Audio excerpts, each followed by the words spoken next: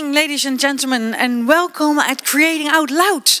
On behalf of MU and the Design Academy and all these partners that you're seeing here, I welcome you all at the third show. And today we're going to be discussing, myself. No, we're going to be discussing research and science because designers are more and more collaborating with scientists. And it seems that this creative thinking, way of thinking of designers goes very well with the more analytical approach of the scientist. But how does this collaboration work and what are the consequences? And also the design products and the prototypes they develop, are they taken as seriously as academic papers? Or are designers, in the end, the lapdogs of the scientists? We're going to find out in this, well, maybe not, or maybe, but we're going to discuss these, and maybe even more questions pop up instead of answers, which is also good in Create Out Loud. But first of all, I'd like to go forward from the Design Academy, Jonas, because as you've seen, there's all these papers on the seats. Jonas, hello. You're from the Design Academy? That's right, yeah. That's correct. I'm Jonas, and I'm quickly going to introduce what we are looking at here. It's all a bit of a small experiment, actually. Because what I think is interesting about designers and scientists working together is that it's really like a constant exchange. Mm-hmm. It's an exchange of knowledge and experience, but it's also an exchange of questions and answers. So, and I think that, let's see, if we have there's this Ambio lamp by Teresa van Dongen. I think it's a very good example of this. It's equal parts science and design. And so what I've done is that I've interviewed the designer and I've interviewed the scientist, but I've split the interviews in two parts. Yeah. So the person that has the questions for the designer also has the answers from the scientist. So in order to sort of simulate this exchange, you will have to find the person with the sitting next to you and then actually act out the interview in between you to sort of feel what it means to do this kind of exchange that then can sometimes be confusing and sometimes be rewarding. So everybody has a paper? Yeah? You will find them around. And they have to find the opposite, like the artist has to find the scientist and vice versa. Yeah, you just search for someone with a different color. But feel free to try it out, maybe afterwards or in the bar. And also I would really appreciate to hear some feedback and hear how you are experiencing this. So, okay. So please approach it. At the end I'll ask them all to come to you. Yeah. Okay. Thank you so much, Jonas. Thank you. In the end, we're going to see how this ending up. But first of all, I'd like to go forward. He's both an artist and a philosopher, and he's best known for his concept Next Nature, and it revolves around the idea that our technical environment has become so complex and so omnipresent that it's best perceived as a nature in itself. And he's one of the ambassadors of the Dutch Design Week, Koert van Mensvoort. Thank you. Yay! Koert, I haven't done anything yet, ladies and gentlemen. Haven't you? But you've been very busy. Well, what is it like to be an ambassador of the Dutch Design Week? I have to say, it's just wonderful. I love it. It's like a warm, flowering bathtub that you enter and then you stay in for 10 days. Mm-hmm. Sometimes it's a bit hot and then it's like... But no, it's nice. It's going around all these spaces, and but at every location that I visit, I always try to really be there and spend some time. Mm-hmm. And this is now one of them. And I want to say that, as the ambassador of the Dutch Design Week, ooh, I endorse this space because MU is a great space throughout the year, and also in the Dutch Design Week always. And also this topic, I find it very important that designers and scientists mingle and make the crossover. So I'm very happy to be here. Of course, we asked you because we didn't ask you because you're the ambassador. We asked you because of the content, because of the subject, of course. And before, we're going to have a discussion about this whole thing about designers and scientists. But you have some thoughts about that, and we all know that. Right. And you are the ambassador, so that is nice. But I would like to ask you to say something from your perspective on this subject. Yes, okay. Yeah? Okay, thank you. Please.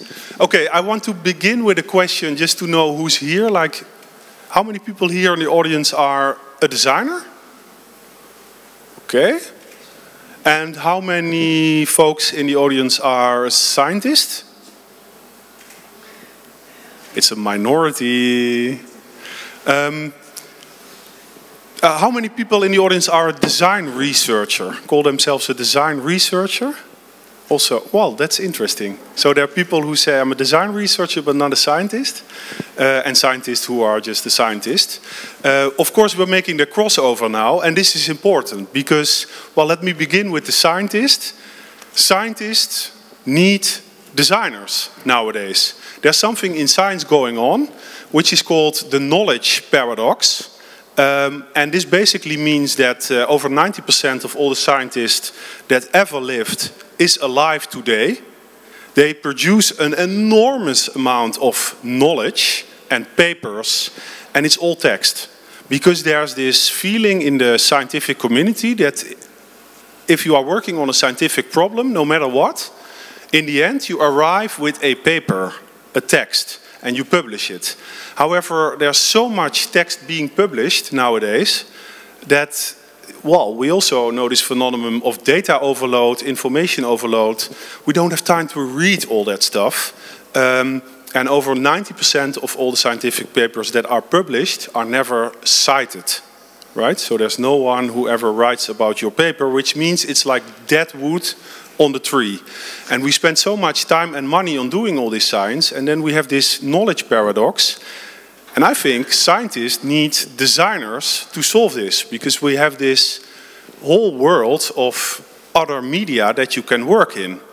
However, the big question is, how can you work in other media, which is not text or formula, and still be scientific, right? Still produce science. And I don't have the answer, I have to say. But I think that's what we're finding out at this moment. And hopefully in some years we will know. There are many other media that we can use.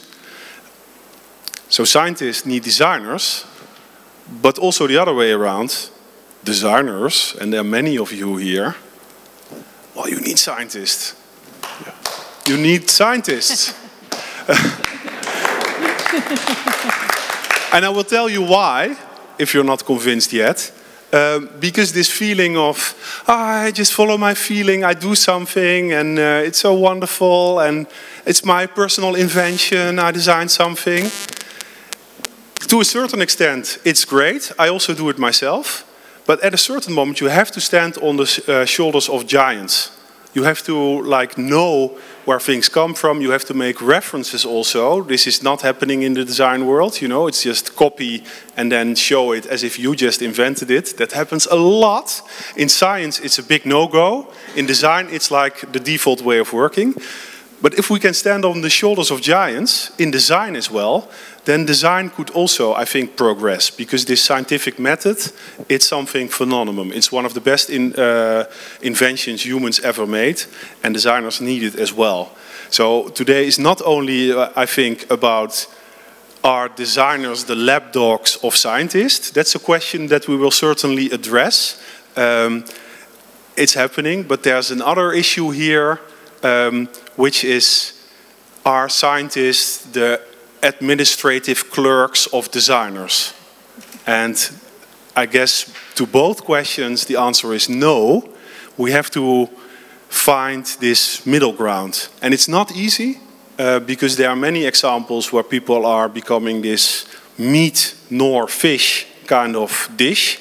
And you're kind of like a mediocre designer and a mediocre scientist, and then you call yourself a design researcher. Well, sorry, I'm not interested in that. So you need some credibility as a designer, you need to be able to have some credibility as a scientist, and then you can make the crossover. And I think that both the scientists who are here tonight and also the designers who are here tonight are willing to make that leap, because then we can end up in a better world for everyone. Thank you. Okay, thank you. Good statement to open with. Is there any questions for Koert from the audience already? Not yet, that's okay. Koert, can I actually... Yeah, you sit here. Where do you well, maybe you sit here, so in case you know, I want some more reflection. To start a discussion, I would like to call forward both Raijmakers. Please, maybe sit on this side of the yeah, on the other side of Koert. Yeah, you're a reader in strategic creativity at the Design Academy in Eindhoven. And I also like to invite Rob Zwijnenberg. Please come forward. And yeah, if you dare to do that. You're a professor art and science interactions at the Leiden University. Do you first want to actually react on what's just been said? Because I was looking, to be honest, I was looking at your face, Rob Zwijnenberg, and when he said that a lot of science is like dead wood, I thought I saw some in your face. Well, it depends on what kind of science. You know, science is a very broad. Thank you. Science is a very broad field. I'm not a scientist, I'm a scholar, I would say, because I'm from the humanities. And I certainly would agree that most of the publication of scholars are dead wood. But in the sciences itself, in the life sciences, for instance, I don't think that, you know, the publications are not dead wood, and it's not true either that they don't make things. In the life sciences, they actually make things. So that was probably my face. And then Bas, can you actually tell us something about what is actually design research? How would you describe that in a proper way? I think Koert already did quite a good job on that just a minute ago, but I can add to that. I think it's a coming together of creating things, tangible things, which don't need to be physical necessarily. It can also be a tangible experience, and creating knowledge. And actually using this power of creating tangible things to create knowledge, as a way to create knowledge. So to actually build on one thing that Koert said, that designers are used to work quite intuitively and kind of do what's in their gut, so to say. Yes, that's important in this method, but then there's a moment that you need to reflect on what you've done. And that's where the knowledge starts to come up. Knowledge in the sense that it's something that you can actually also share with someone else. Because that's another criteria I think that's really important. Maybe you've learned a lot, but if you're not able to communicate that to other people, it's not going to be knowledge. Okay. It's just going to be something that's important to you. So in academia, which maybe, well, let's do that in a minute. That's a bit of a sidestep. But we need to talk about words here. What's the difference between being a scholar and a scientist and academia? Maybe you let the in-house CRISP research team. Maybe you can actually, well, first maybe say something about CRISP, what it actually is, and then where you had to deal with in this perspective. Okay. So perhaps one thing about what is science and what is academia.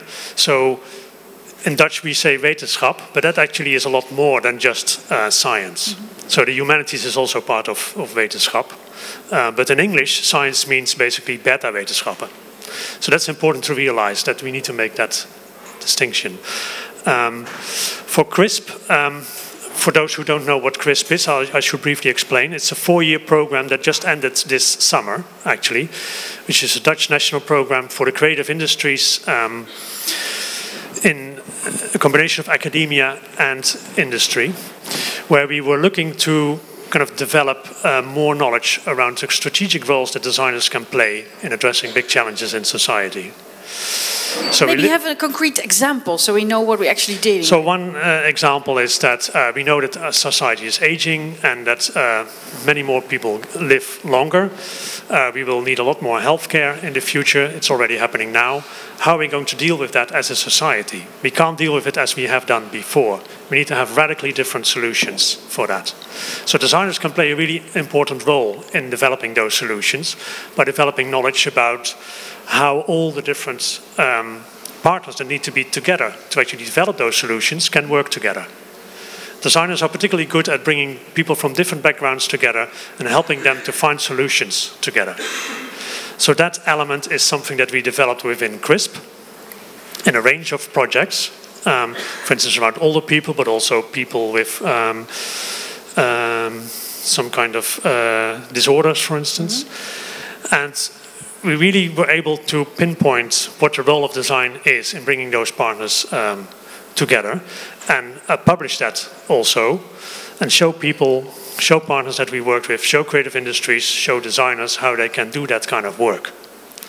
And we published that in little books at the Academy, like the ones I brought here, but also in a magazine from Crisp, that you can find online. And that was the whole idea of the program, that we could help creative industry in the Netherlands to work more strategically.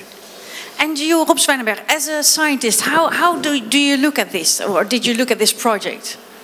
Well, I didn't know about it, but now that I've heard about it, I think it's a wonderful project.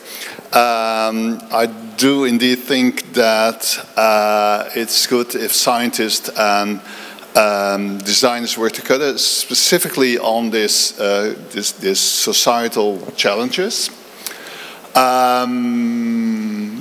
I'm not always sure if what Koen mentioned, that scientists really need designers, except for societal applications for implementing on the societal level biotechnological innovations. I see a huge difference between scientists. As I said, I'm not a scientist, but between, for instance, life scientists, that's the science that I know best, and designers. I see a difference also in creativity, in crossing the boundaries. If I look, for instance, if I look at all the mind-blowing ideas and biotechnological innovations that are around now, like, for instance, CRISPR-Cas9 technology, in which you can edit genes of a living organisms on the germline level. That means that also the children of that organism you impact also the children. That means that you impact on a material level all the offspring of a certain organism. That can also happen to human beings. If you think of 3 persons babies that already exist, babies with with DNA from 3 persons.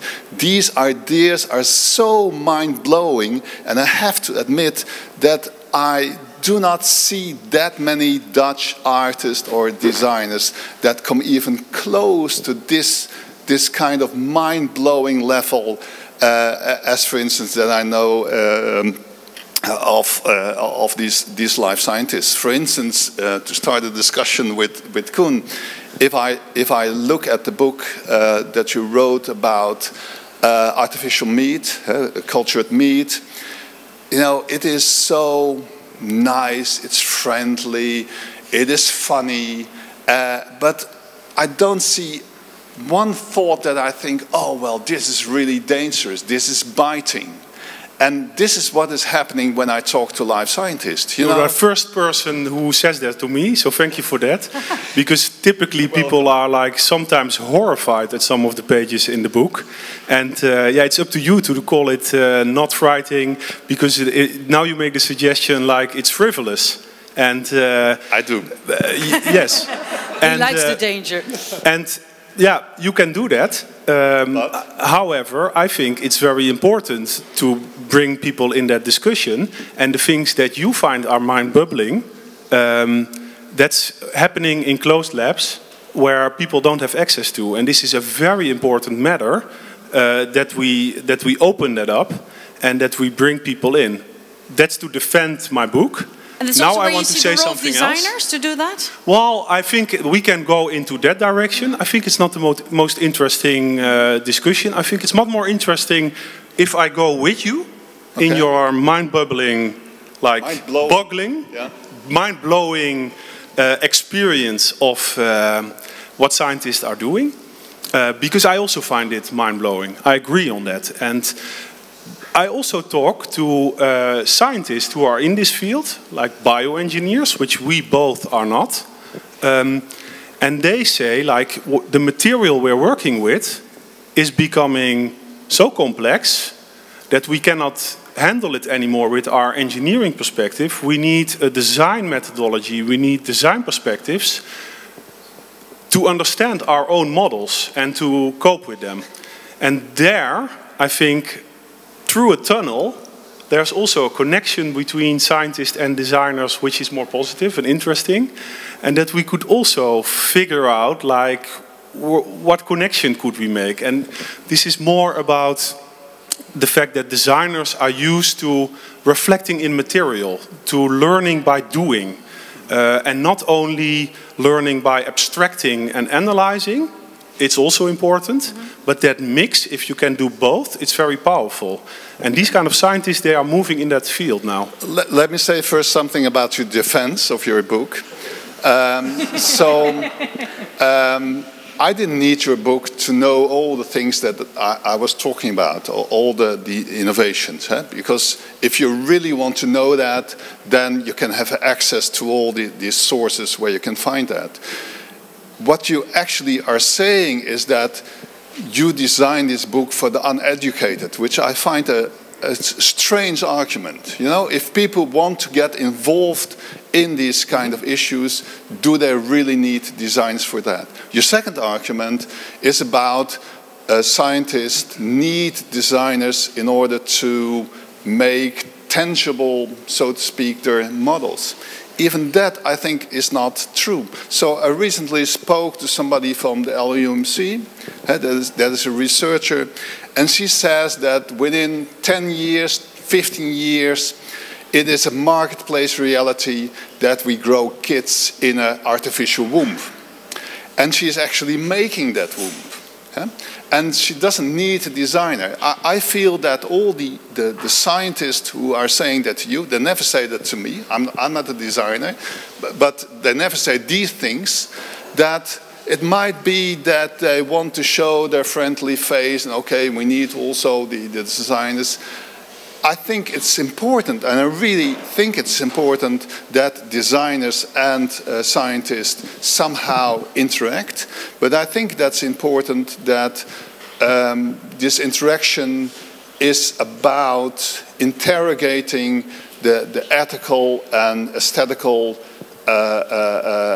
boundaries of these practices. That's important that they interrogate the societal implications of these practices on a very high level. That is on a level not that I can already read in a book, and that is all over the newspapers, but that was my criticism on your book, and not as a person I criticize you on your book, that it doesn't bring me anything new that I cannot read in the papers or that I see on television.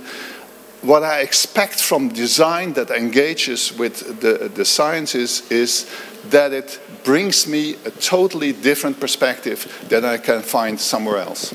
But before we go further into the book, because some people might have, let's open the discussion. You want to say, you want to react on advertisement for the book, you know.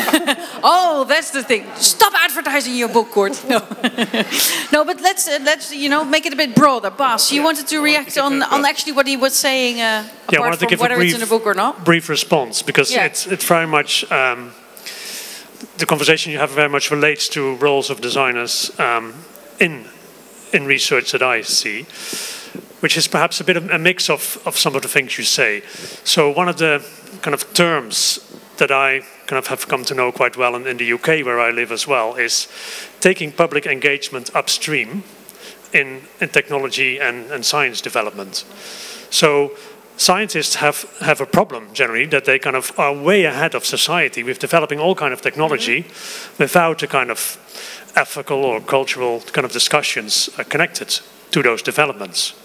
And that's something that scientists sometimes run into problems with as well. If you look at the GM debate, that went quite wrong, actually, around food, because scientists had developed it rationally. It's a very good idea, but then actually to introduce it into culture and society, that turned out to be really difficult, and to many people's surprise, I guess. So their designers can have a role not to kind of make things softer or nicer, but actually to make things tangible and raise that debate much earlier. while the science is being developed. Thank you for the endorsement, boss. But then you run the risk of indeed becoming this lapdog. It's actually your quote. Yeah, I know, but I'm not sure. No, we quoted you because you said the design is going to be the lapdog of the scientist. I did. Although it's not really true. So Jalili, I was like to say things just to, you know. I was in a discussion with Jalila, and then Jalila asked me. Jalila Essaidi, the bioartist. Yeah. Do you consider me a lapdog of science? Yeah. And then they said, "These are your words." So that was.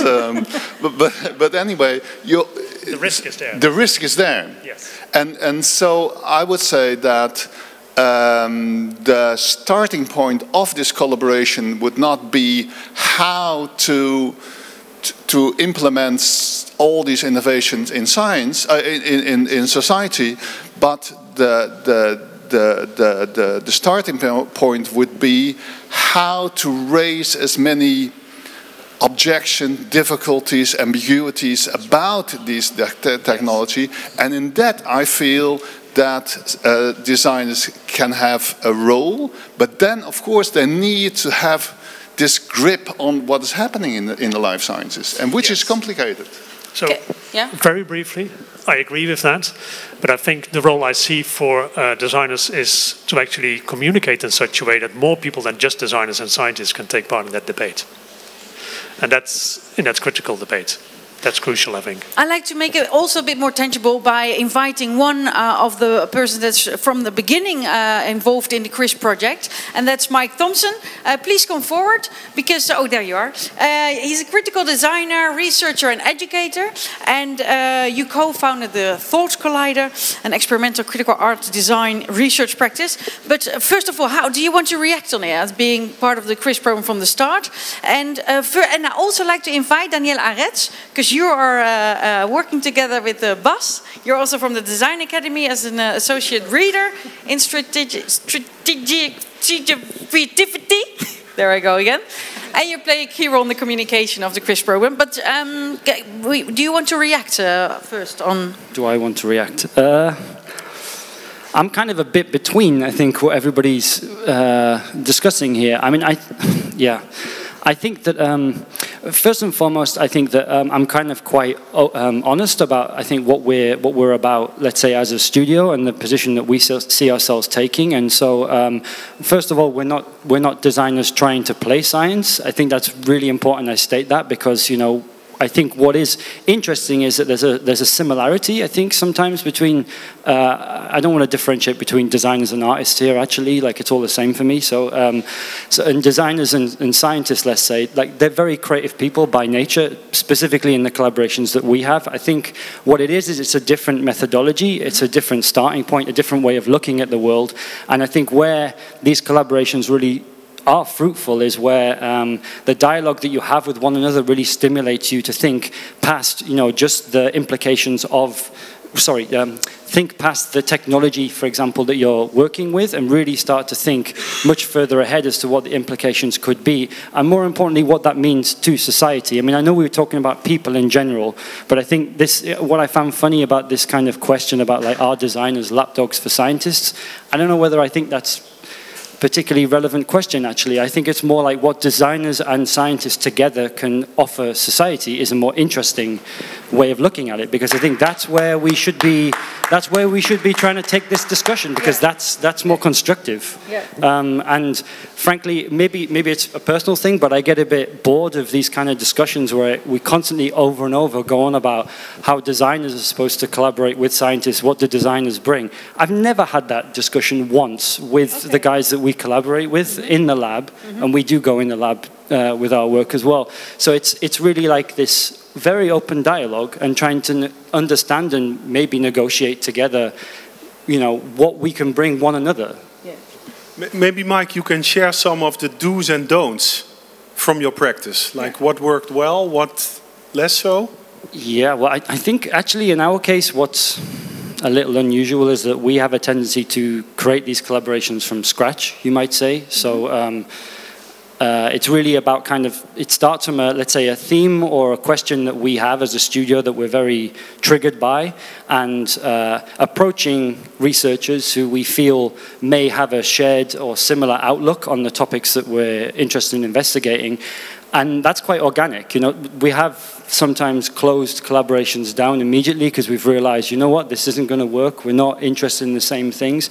It is true, I think, that because that's where I think this lapdogs scientist question is quite interesting, actually, is this thing where it becomes about dissemination. The amount of times we've had discussions with scientists and they go, oh yeah, you could help us in promoting the project. And then yeah, that's not really what our interest is, if I'm being completely honest. And if that's what you want, then we can probably find you a PR agency and you can kind of go on your way. But that's not where we're coming from. We think we have a different role to play in that. Yeah. And how do you see that, Danielle, exactly what he's saying now, and also the other side that the designer can actually say, yeah, I want this and this, these are my thoughts, and then you just do the job to the scientist. That's the other way that also sometimes works. How do you see that? Well, I think Mike already mentioned it, that we should be very aware that the designer is not the lapdog of the communication team, and especially in these big universities, we notice within the CRISP program that in these collaborations, it was actually sometimes very, very useful to have people like Mike in the team who could very easily and very quick make beautiful prototypes, because we shouldn't forget the aesthetics in this.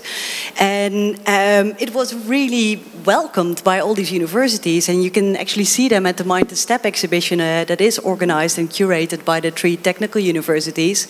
A lot of projects they curated and they exhibit there are also projects that came from the Design Academy, because the designers we worked with were very able and very good in designing early prototypes, and within the communication team of this entire CRISP program, we use these prototypes a lot to disseminate ideas, not specifically to promote the outcomes, but moreover to create the upstream engagement that Bas referred to, because they were very good in putting things on table and aligning the different stakeholders. You actually put something on the table, because there's a small FATBERG of yours. Can you briefly say something about that? Because that's an example of one of the projects you did. Yeah.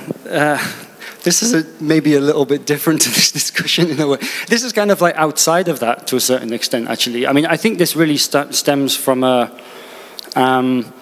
it stems from actually there's this kind of classic example. I think it was in 2013. There was this I don't know if you know what a FATBERG is. It's just like this phenomenon of where these masses of congealed fat grow inside sewer systems, typically in the UK, which is quite interesting.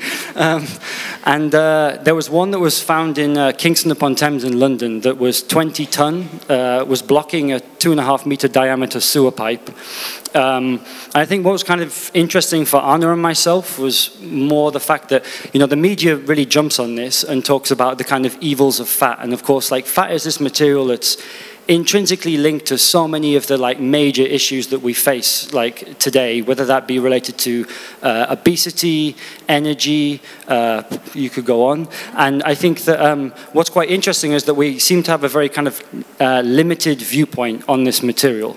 And so let's say FATBERG as a project is really about starting from absolute zero and starting to understand this material again, because actually fundamentally it has an incredibly important role to play in life in general. I mean, we have if you should go on the website, we have some bonkers quotes and stuff on there and formula that we've been figuring out. But I think what's interesting is more like we as a society need to start to understand what this material is and what it means to us again. And I think that with FATBERG we're starting from nothing. We're building something that on paper sounds completely ludicrous. We're building a floating island of fat.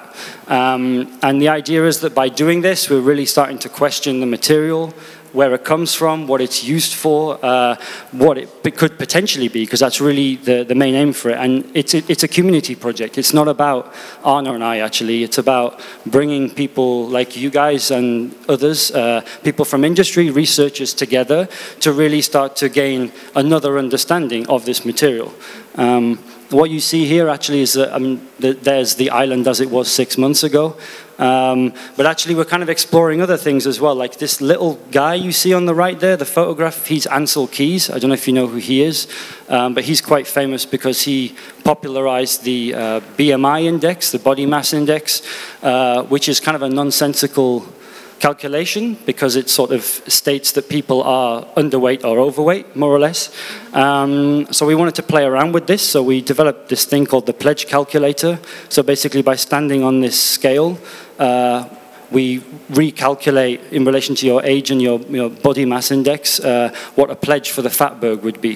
So we're really kind of playing around with this idea of what it means to be overweight, and there's a lot of other things like we're doing like this as well. So we're not looking at it from one perspective, we're trying to look at it from many different perspectives. Yeah. And we are collaborating with researchers in doing this as well. Yeah. Yeah. And you wanted to come down to a more constructive discussion. And Rob, what I thought that I heard you saying is that it's not so much that you're against this collaboration, but more that when it comes to really the big issues, the more ethical issues, then you miss the design, or it's not that they're working on that or doing stuff with that. Is that actually what it comes down to? I think I totally agree with Mike, but that is because Mike actually goes into the lab and is doing things with his own hands. And that, I think I was referring to, that if you want to critically engage with the practice of biotechnology, you should actually go into the lab and do things together with scientists. I work a lot with designers, artists, whatever you call them, and they do these crazy projects with bird embryos and with DNA and with cells. I invited Mike specifically for that reason to teach my students. Mm-hmm. I think it's important that if you engage with this practice, that you engage hands-on, and that you. When I listen to Mike and also to this project, what he is doing, then he is, what I said, interrogating this problem from a totally different perspective than I've ever read somewhere else. And that's... So then he's contributing to what the scientist is doing, because he's opening the perspective, and then you think it's, you know... You're taking the words out of my mouth. Yeah. Thank you. Okay, no, I wanted to, yes, yeah? yes. Yeah. Everybody agree? Something to say about that? Yeah, Bas? Yeah, maybe a follow-up question to that would be, so once we've established that the hands-on work is really important, how about the more reflection side of the work, and how can designers take part in the reflection actually that's happening in the lab as well? Yes, but if you engage hands-on, then you immediately stumble upon all these ethical issues. If you, for instance, we invited an artist that invited students to make a pheasant embryo transgenic in order to have it grown 4 legs or 2 beaks. Yeah? So if you do that, and if you do that hands-on, you actually are engaged with all the ethical issues. For instance, like, why is an embryo not called life in the life sciences? An embryo is not considered life in the life sciences. Why am I allowed to do this within a lab surrounding? What are the lab regulations that allow me to inject a living embryo? Why can I do this to an animal? What does that say about the relationship between human beings and animals that is the result of biotechnology? All these questions, I think, can only be approached in a different, new way, in a unique way, when, as a designer, you do these things hands-on. Otherwise, you just talk about this from the outside. But can you define what's actually hands-on? Because you said he's going into the lab. That's a good thing. So he's hands-on. Is actually working together with scientists and more or less doing the same as them. Yeah, I think that's like evident that you have to work together. But then, but really, you know, doing stuff like growing tissue, or, as I said, making zebrafish transgenic, zebrafish embryos. But you're now pointing out also a lot of ethical questions. Do you think, is that something that a scientist has to do by him or herself as well? Or is that where the designer can come around? Because the scientist shouldn't be busy with these things, just, you know, focus on the research and then the designer. How do you see that? I completely agree with you that the science... How can you agree? It was a question. I agree with your... okay. I think that indeed the sciences needs the humanities and needs artists and needs designers in order to solve or at least try to give an answer to these ethical issues. The biotechnology is changing our traditional notions of who and what we are as human beings, and we need all the cultural resources to find an answer to that. And I think that we cannot do without art in that sense. So we need art in order to face all these problems.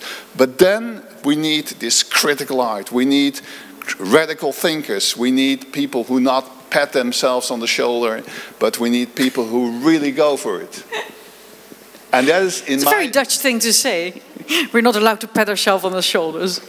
Well, and that means that you have to engage really in this way that, you know, if you want to go into the lab, you need to comply to all kinds of regulations. And what I found out is that scientists can only work together with an artist if they feel that the artist or designer has some kind of knowledge about what is happening there. Yeah. And so I think Mike and Suzanne can do that. I know of a lot of other designers and artists who can do that, but I also know of a lot of artists and designers who don't do that, who remain from the outside. And I'm not talking about who now. I think you are talking about me, right? So let's just say it. If you you mean it, then you should say it, and then I can respond, and I will. Okay. Well, so just go ahead. You know that this time I was for everyone. If there's some fireworks, so this time I was more thinking about Jalila, but I want to talk about you as well.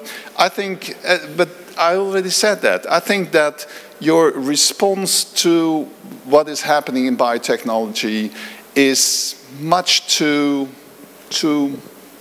mild. Yeah, well, I appreciate your opinion. I think it's opinion. I think it's. Yeah, I wonder if you really read the book. Yes, I actually bought it. Okay, so you did. You bought it, you read it. Yeah. That's great. I can tell you this in defense. Right now, this week, there's a conference going on in vitro meat. All the people, my book is about in vitro meat. All the folks worldwide who are working on in vitro meat are gathering together. And I wanted to be there. I could not be there because I'm at the Dutch Design Week. And they are calling me from all kinds of directions, like, hey, can you be here? We want you in the conversation. And this is an example how... What is your role may I finish? Yeah. This is an example how I, in my role, much more as a societal designer, interact with the scientist and also inform this process, like, let's not copy the meat we have already, let's envision something different and have a conversation about that, and then have the discussion about what we can actually do. And this is really appreciated by the expert in the field. So I'm a bit surprised and honestly also a bit disappointed that we now have a scientist here from the humanities, not the biotechnologies, who is there, they're sitting there like criticizing me from the ivory tower. And I think we have to get out of the ivory tower, we have to get into society, because the discussion, which you rightly point out, around all these things that are happening in biotechnology, it's just too important to leave it to the expert. And we have to do it on all the levels. I appreciate the work of Mike a lot. It is indeed slightly different than what I do, but I think we have to do it on all these levels, and it's quite important. But perhaps you're just invited to put on the friendly face, to show that the scientists are not, you know, this Frankenstein, not producing this Frankenstein meat, but you can do these funny things with it. So perhaps you're just invited to, you know, ease things for science. That might very well be. Well, yeah. Again, I wonder if you read my book. I think easing things for science. Now it's like. You as a designer are the marketing person. Perhaps. for the scientist, well, I can tell you that I'm not doing that because it's shaking up their world. I'm not sure. But you, Well, yeah, but you can never be sure. Even if you think it's like that, isn't it good that I mean, Rob, you're a professor, yeah. Whether that makes you in the ivory tower or not, you're a professor. I'm in the ivory tower. You're a professor, and then there are people that are trying to make science and also designers for a broader audience to explain what's happening, what are the ethical questions and whatever. Can you appreciate that from your ivory tower? Or I appreciate that a lot. That's what I said. So I'm inviting Mike. I'm inviting all the bio artists, also from other countries, to teach my students and to bring in society and to bring in all these problems to my students and to introduce them to these problems. And I ask my students, these are art history students, philosophy students, law students, to actually do something with life, to do in DNA extraction or to inject a zebrafish embryo. So I'm trying to do that, and I appreciate whatever Koen is doing. Yeah, it's Koert. You read my book, right? But oops. I still think that if you really want that artists and scientists are, you know, working together, collaborating on this high level, you should try to do this from this very critical perspective, trying to interrogate the ethical and aesthetical boundaries of the practice, trying to undermine, unsettle the scientist. The moment that scientists feel that, you know, that they can talk to you, that they understand you, that they are proud and happy about your work, then I should feel uncomfortable. That is my point. Yeah? Because if I listen to you correctly, you state that only if this interrogation or this sort of the settlement happens, that it can at least please you as a scientist. But what we noticed during the CRISP program, where we collaborated with tons of scientists, is that they also really appreciated that the designers could be the visualizers, sometimes also the connector in the team to keep these multidisciplinary teams together. And indeed, sometimes they are the one that bring a sort of this settlement or disruption to the table. But not always that is the sort of thing that is... No, but this is an educational setting, and I completely agree with you. In an educational setting, you try to choose this kind of interaction and let students, be confronted with all these other disciplines. But I'm talking about the other level, and that is the societal level in which we have all this huge ethical, cultural impact of biotechnology and how to deal with that. We need, as I said earlier, we need artists and designers for that, but we need, these radical thinkers but isn't that mainly for if you would like to reach the audience at large? Because I also see already in this discussion that there is a lot of confusion when it comes to vocabulary and methodology. Audience at large can read all the things in the papers. I'm interested in the people who are the policy makers of the future. Here are a lot of young people who are the policy makers of the future. My students are the policy makers of the future, and they should really have a radical grip on what is happening and how biotechnology is changing our culture and our life. Yeah, and this is so important. It's too important to leave this to the experts. And you are leaving it to the experts. You say, like, we are the experts, we will cope with all the ethical issues, we need some help there, and then we do it. But this has to be a big societal discussion. Some of you will be policymakers of the future, some of you won't. But you are all important in this discussion because this is the future of humanity we are talking about. Is there a question, because you are important in discussion, is there a question from you, any of you, for one of the people here?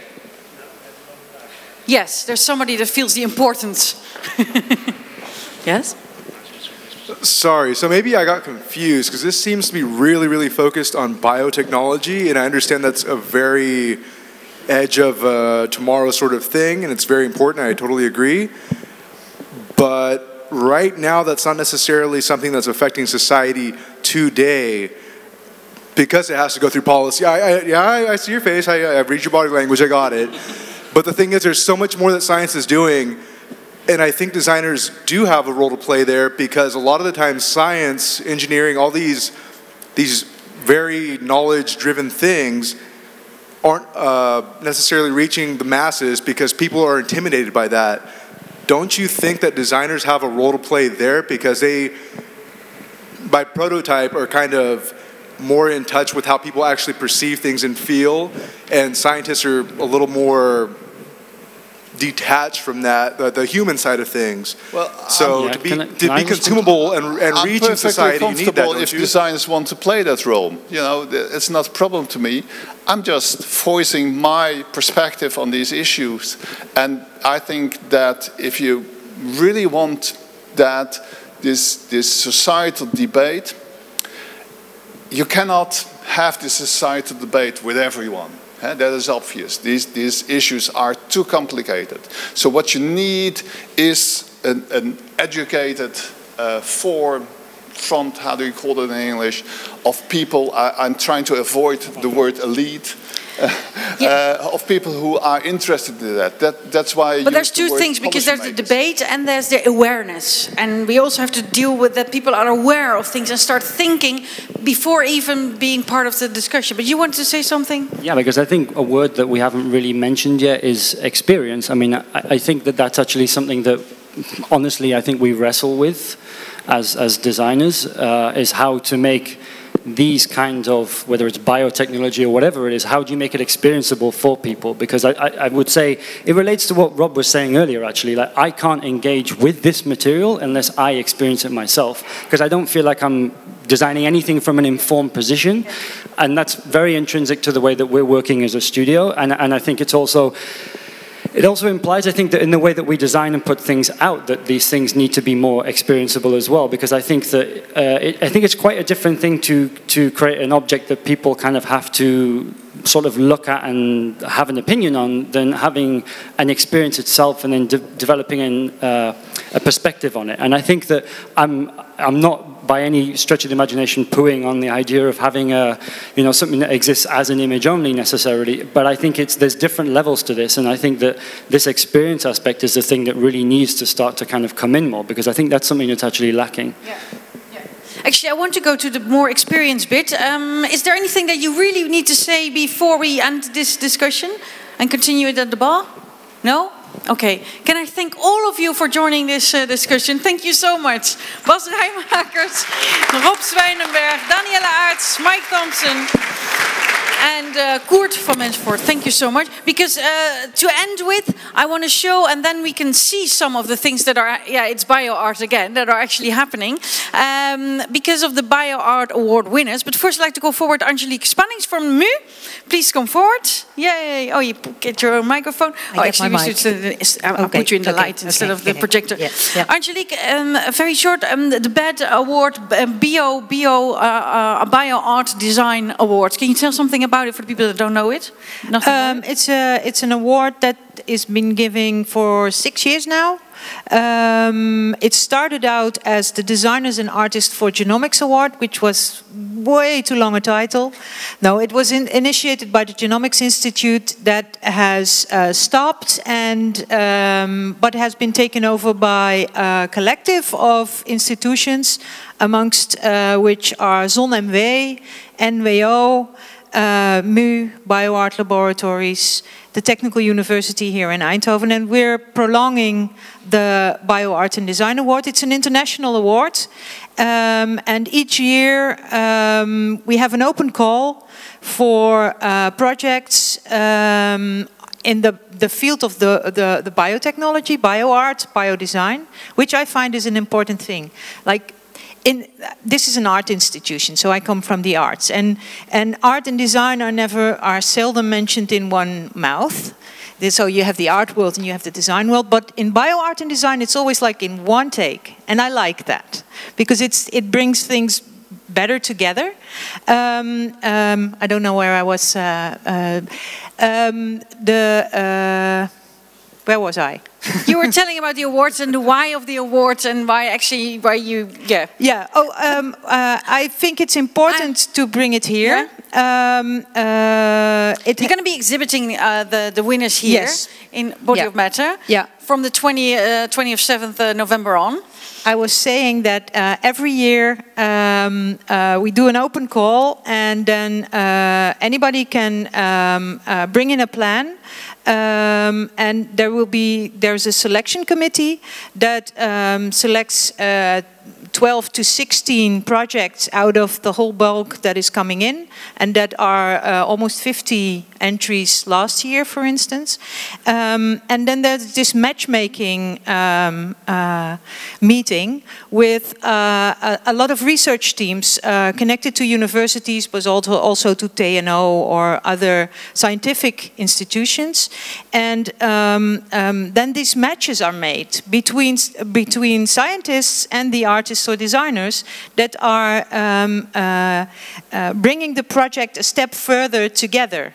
And then we get a new round of a jury, and the 3 winners are picked, which makes that you have a project that is both artistically and aesthetically and ethically interesting, but also scientifically interesting.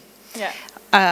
I hope. I think. In I your believe, opinion, yeah. Yes, On in my ethically, opinion. Rob Zwijnenberg is going, but yeah. No, that's the whole idea. But the thing is, like, I come from the arts, and I think the art world doesn't really know how to deal with bioart and design so far. In a really good way. I think science is a bit further in that sense, but that's where the world is kind of closed. So the science world doesn't know how to communicate it well.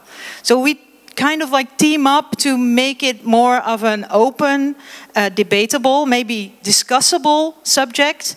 And who knows, the ethics and aesthetics will go to a higher step by doing it this way. So that's why I think it's important to be in on it as MU. Yeah. Okay, thank you. Yeah. Angelique, thank you. I'm going to call them forward because we're going to see their work very quickly. Isaac Monté, please come forward. And maybe on this side for the change. You're a design activist and winner of the BAD Award. It's a very nice... Do you like the name, BAD Award? Winner of the BAD Award. Yeah, of course I like it because I won it. Yeah. And you're... actually, you brought... We should go to the other side. Okay, because there is your project, a decellularized heart. Well, it's part of the project. Yeah. Can I put it here? Yeah, of course, go ahead. So basically what I do is I use a biomedical technique called decellularization. Yeah, you could translate it into taking all the cells and all the DNA out of the heart, out of an organ. And it's a technique that is being used for organ transplantation. You did it with, this is a pig heart, right? Yeah, it's a pig heart. And the reason why I'm using pig hearts is because in the near future, pig hearts will be used to be transplanted into human beings because there is a lack of donor organs. Yeah. And that's exactly what we are researching. And researching also that you take like everything that relates to a pig, you took it out, but it's also like a blank canvas for you as a designer to actually you did do some stuff on it. Yeah, these are the first interventions I did. So we create a blank canvas, and in science it's called a scaffold. So this scaffold can be repopulated with human stem cells. That's what science is still investigating at the moment. So they are able to decellularize the heart, to make it white, to create the scaffold which is empty. What doesn't work yet, but we are getting there, it's to repopulate this scaffold with human stem cells. So basically what you would do is deceive your own body and make your body think that this is your own heart, because you repopulate it with your own cells. And you also want the mind switch in people that this is possible and what's actually... I don't think it's really about a mind switch. I think it's more about, maybe it became a dirty word tonight, but about educating people that this is going to be possible in the near future. And what we are doing with our project, it's manipulating those pig hearts, because as human beings we have a very rich history in deceiving and we change the outside of our bodies, for example with plastic surgery, but also with tattoos. And there is a very known saying which says true beauty is on the inside, and we take that very literally, and we want to deceive and change the inside. So if it's possible in the near future to implant a pig organ into a human being, then why not personalize it and then have a tattoo on it? Yeah, that's one of the things that we did. It's a very cool project. Thank you very much. Are there any questions for Isaac on this project? No. Yes, here, Bas Raijmakers. I was just wondering, do you see a future also in branding these kind of hearts? Like you could have a Dior heart or something like that? Yes, actually there is a fashion victim over here. So this heart is already manipulated, and what I did with it is I laser engraved it, and it has all the labels of famous fashion brands on it. So if you're interested, then you could have a fashion heart. Maybe. He looks, he looks like it. Please sit down, stay with us, because I call forward Emma Conley. She's an American artist and designer living in Dublin, as they see. She's a leprechaun, coming from Dublin, Ireland, but you work like internationally. Yeah, I kind of live here in Eindhoven right now. Yeah. But don't tell the authorities. No, I don't tell the authorities. And you're one of the winners, 2 of the 3 winners, together with Goes Roeselaars. Yep. Yep. And can you tell us briefly something about the project? Yeah, so we're looking at the human microbiome and kind of emerging privacy issues that would arise. So your microbiome, here we go, refers to the ecosystem of microorganisms that live in and on your body. And so that you get a lot of them when you're born, and then in the early stages of your life, but it actually changes based on who and what you're around. So your different environments, the different people you're around can affect this, and we're starting to see in some studies that this is being used for forensics. And the question we're asking is, well, could this be a possible privacy infringement issue in the future? So we're doing 3, should I keep going? Yeah. Okay, so we're doing 3 experiments, if you want to go to the next slide. The first is, I don't know who's responsible for slides in here. It's Jasper, but maybe there's no slide. Oh, there's no slide. Well, so the first one is we're working on seeing if my bacteria changes can be tracked over time. So it would be the other direction, but so basically I've gone around sampling my own skin microbiome by taking a piece of tape and applying it to my skin and pulling off the bacteria. And so it started off with my scientist agreeing to only do this kind of difficult tracking project if I swim in a certain location, test the water, take a sample of my skin after it dries, and then we can compare and see if my skin microbiome has changed. However, what he didn't know is that I then started sampling everything. So I had different pubs I went to, different restaurants, public transit, Eindhoven airport, several Tinder dates. Basically, across the board, I was trying to... So that's one of our experiments. The second one we're working on is looking at if it's possible to kind of destroy maybe your most identifying microbial area, which is your fecal sample, using at-home kind of cleaning products. So DIY destruction of the DNA of your the bacteria in your feces so that it can't be detected. So this is for like the super paranoid, right? Not everyone has to do this. And so the third thing we're doing is more, it's supposed to be a little bit more of a kind of community intervention. And what we're looking at there is an obscuration solution. And so in prototyping this, I've gone around the world and collected different bacteria-rich items, so like really stinky cheese, to seaweed, to soil, some human fecal samples, and kind of mix this all up in this disgusting blender mix. Fecal samples from the zoo that I stealthily stole. And then so in the lab what that we do is we extract the DNA and amplify it, and then we're going to test if we can put this in different solutions that you can then put on your skin to kind of obscure it. And so hopefully this will be disseminated in these different, almost like ATMs. so that Isaac and I can both go to the ATM, put this obscuration solution on, and we won't be able to, the traces of our bacteria, you wouldn't be able to tell whether it was me or him. Or a giraffe. Or a giraffe. Yeah. Okay. So that's kind of what we've been working on. We'll see how the science works out. And you should come to the exhibition and get your obscuration solution. Okay, thank you so much. Yeah. And the last one is Edgy Haynes. Please come forward. Your work is focused on the design of the human body. And you're a winner, together with Jos van der Geest and Marcel de Jeu. Yeah. Comment de dire, de jeu? Yeah. Oui. Yeah, so we're working on a project at the moment called Drones with Desires. And what we're essentially trying to do is we've scanned my brain using a diffusion tensor MRI scanner, and we're mapping it into a drone and seeing how the plasticity of my brain might change over the duration of the exhibition based on the decisions that the drone has made during the course of the exhibit, so how it moves around.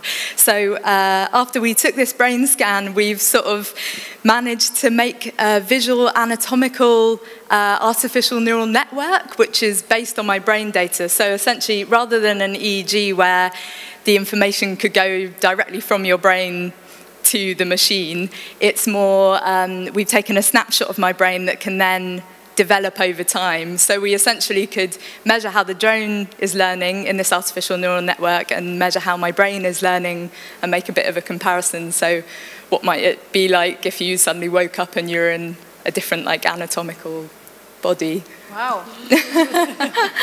Yeah. We're all going to see this here in the exposition, but do you, at the end, because we had this whole discussion about scientists working together with designers, is there something that you want to say about this actually, it works or not, whatever is said in the discussion, or how you see the future? Because as you are working with, science and...